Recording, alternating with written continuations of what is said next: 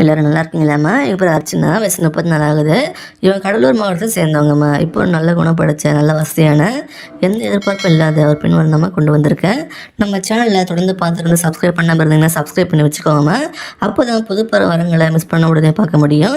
இவங்க எந்த மத சேர்ந்தவங்க சொல்கிறாங்க, ஜாதின்னு பார்த்தீங்கன்னா நாட்டுக்கோட்டை செட்டியார்னு சொல்கிறாங்க, ராசின்னு பார்த்தீங்கன்னா கண்ணின்னு சொல்கிறாங்க, நட்சத்திரம் பார்த்தீங்கன்னா உத்திரம்னு சொல்லியிருக்காங்க.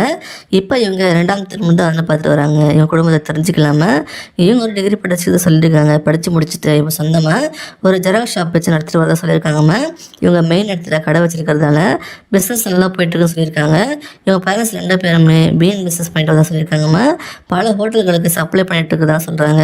நல்ல வெசட்டல் ஃபேமிலிம்மா. சொந்தமாக மீன் பண்ண வச்சு நல்லா சேல்ஸ் பண்ணிட்டு தான் சொல்லியிருக்காங்கம்மா.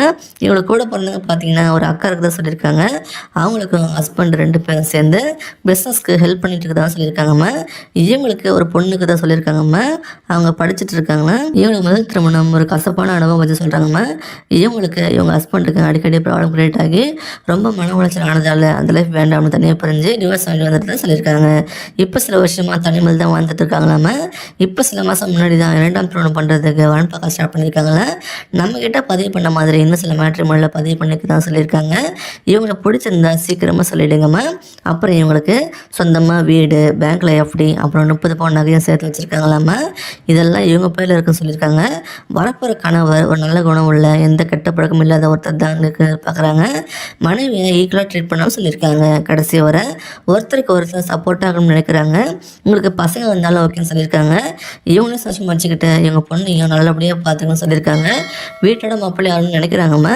மேரேஜை இவங்களே செஞ்சு வச்சு நல்லபடியாக பார்த்துக்கணும்னு சொல்கிறாங்க.